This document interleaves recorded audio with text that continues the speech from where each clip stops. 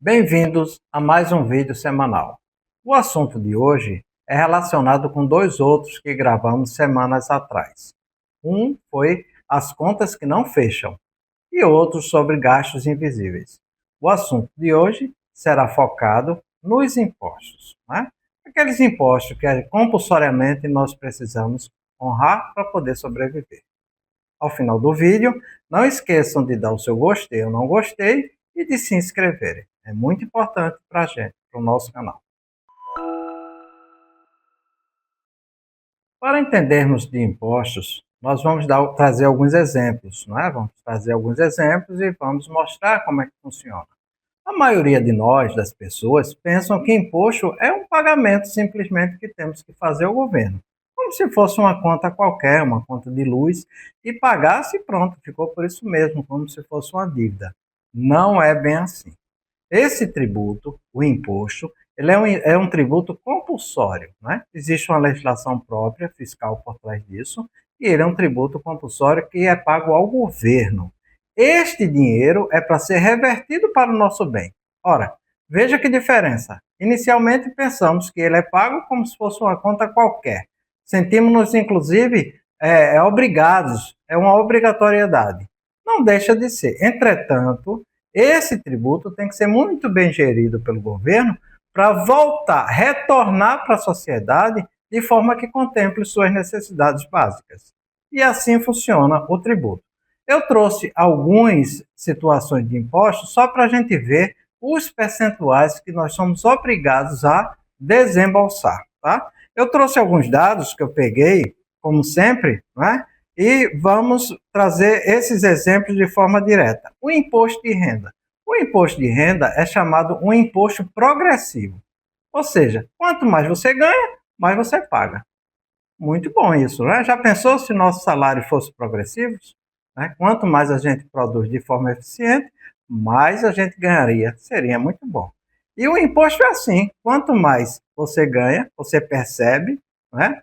Na relação trabalho, mais imposto você paga. Isso chama-se um imposto progressivo. Né? Nós temos também os impostos indiretos. E esse eu trouxe um exemplo para a gente caracterizar essas situações de percentuais que passam para a sociedade, que ao final nem sempre condiz com a verdade.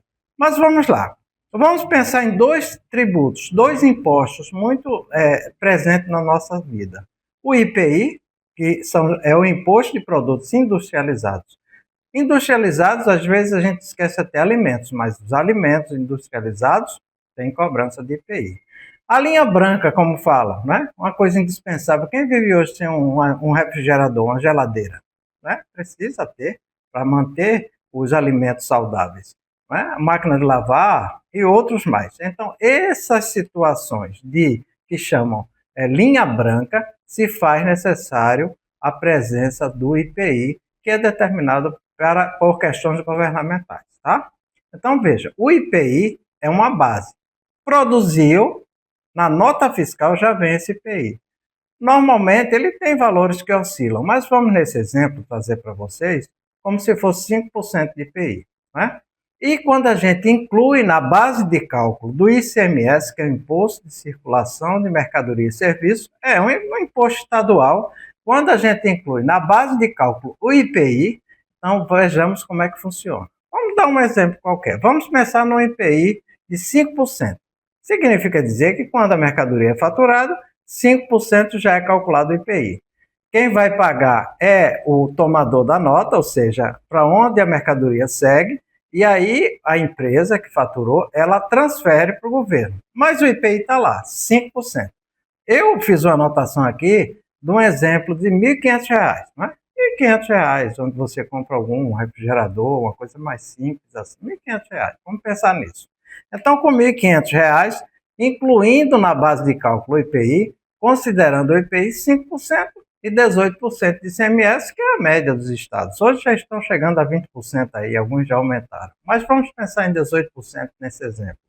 Então, a gente pensa assim, 5 com 18, 23. Será 23% IPI. Mas olha como é que ocorre. R$ 1.500, na realidade, Quando ele inclui na base de cálculo, o imposto passa a ser 29,47%, quase 30%. Ou seja, você compra uma mercadoria de 1.500, né? Quase 30% é de imposto, IPI e ICMS. Né? Então, quando a gente se reporta aqueles vídeos sobre as questões invisíveis, né? Os gastos invisíveis que a gente nem percebe, tá aí. Né? Mas eu poderia perguntar, e é justo essa cobrança? É justo, sim, é justo, desde que retorne para a sociedade. Nós não vamos entrar aqui nesses detalhes, porque a gente vai centrar hoje no entendimento dos impostos que nos rodeiam, né? E como chega ao nosso bolso. É isso que a gente vai fazer. Os impostos estão presentes em nossa vida. Isso aí é óbvio, é evidente. É justo existirem. Sempre existiu. Sempre existiu. É justo, mas para quê? Para ser revertido para a sociedade com responsabilidade. Lembra aquelas histórias de educação, saúde, segurança e outras mais?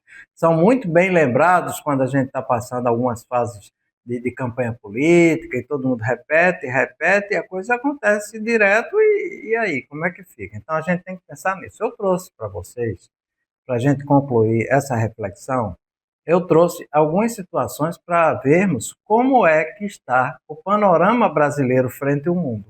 É importante isso. O mundo chegar para fazer uma pesquisa, feito eu fiz, inclusive, de alguns países, e dizer assim, puxa vida, como o Brasil está bem?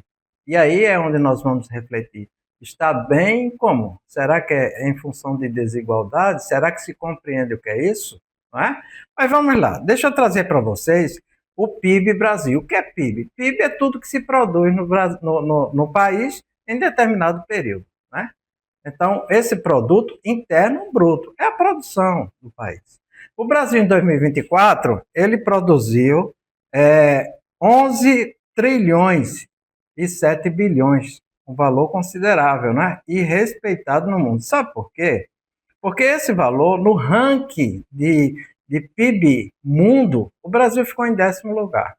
E você sabe quantos países tem no mundo? 193 países. Ora, então o Brasil é realmente muito forte, muito bem posicionado. E é por isso que eu penso que é um país muito bem posicionado e respeitado no mundo, né? Mas vamos ver quem antecede, pelo menos até o quinto no ranking. Os Estados Unidos, veja bem, quanto nós somos 11 trilhões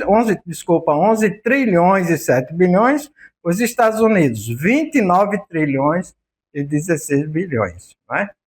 Em dólares, tá? Esse valor que eu falei anteriormente para vocês são valores em real do Brasil. Agora eu vou trazer o ranking para vocês em dólares, que é importante para a gente comparar os países direitinho, tá? Para ficar bem claro isso, anteriormente eu trouxe esses 11 trilhões em reais e agora eu vou trazer para vocês em dólares para poder a gente visualizar a posição do ranking Brasil. Tá legal? Então vamos lá.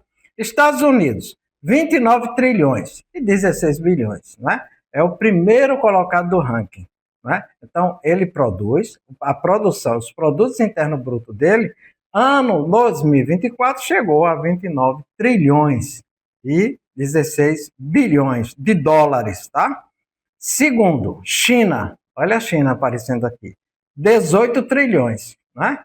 11 trilhões a menos que os Estados Unidos. Por isso que se fala que os Estados Unidos é a maior potência do mundo. Tá aí, tá bem claro isso. Vamos pensar agora na Alemanha, né? País europeu, que está com 4 trilhões e 700 bilhões. Olha lá, 4 trilhões. Olha que diferença, né? Vamos para o quarto colocado, o Japão. O Japão está 4 trilhões e 7 milhões. Então ele já vem um pouco abaixo, né? Ou muito abaixo do primeiro colocado da potência Estados Unidos, né? Então vamos pensar na Índia. A Índia tem 3 trilhões e 88 bilhões. E o Brasil, em dólares, tá? Ele tem 2 trilhões, mas está em 10º lugar. Então veja que entre 193 países, o Brasil ficar em 10º lugar é um posicionamento muito interessante, não é? Um posicionamento de respeito. Não é? E como é que isso reflete para a gente? E como é que reflete no bolso da gente? Ora, se tudo isso que se produz, esse volume todo, ele tem os impostos. Todos eles têm os impostos.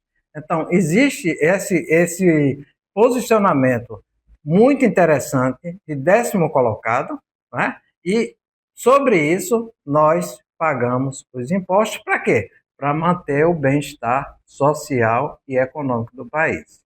Mas veja como é interessante. Se hoje qualquer pessoa do mundo, desses 193 países, fizer uma pesquisa, ele vai ver o que a gente vai procurar centrar agora e trazer para vocês a renda per capita. Renda per capita é renda por cabeça. Nós vamos trazer ao ano qual a renda per capita do mundo e do Brasil. Ou seja, se alguém de fora disser assim, quanto é a renda per capita do brasileiro? É como se cada brasileiro recebesse aquele valor. Tá? Mas vamos lá. Estados Unidos, a renda per capita do ano de 2024, tá? Nos Estados Unidos foi 67 mil dólares, 67.682 dólares. Né? Na China foi 13.121 dólares. Olha a diferença da defasagem. Já a Alemanha, 55.621 dólares. Japão, 37 mil e pouco. E a Índia, 2.367. Aí vocês perguntam, e o Brasil? O Brasil, pessoal, a renda per capita significa dizer que é toda a renda que o Brasil consegue gerar dividido pelo número de habitantes, tá? No Brasil, a renda per capita é de 9.654 dólares anuais. Ao câmbio de hoje, que está em torno de 5,40, 5,40 e poucos reais, seria ao ano como se cada um de nós tivesse uma remuneração, ou seja, tivesse um acesso de um valor, de uma receita, de um ganho de 57.517. Veja bem, você sabe quanto ao mês seria? R$ 4.376. Eu acho uma pena estar tão distante do nosso salário mínimo. Né? E isso é o que demonstra a maior desigualdade no nosso país. Pagamos muitos impostos, temos uma produção extraordinária, 10º colocado no mundo, deveríamos ter uma renda mínima mensal de 4 mil e pouco, e temos apenas 1.518, né?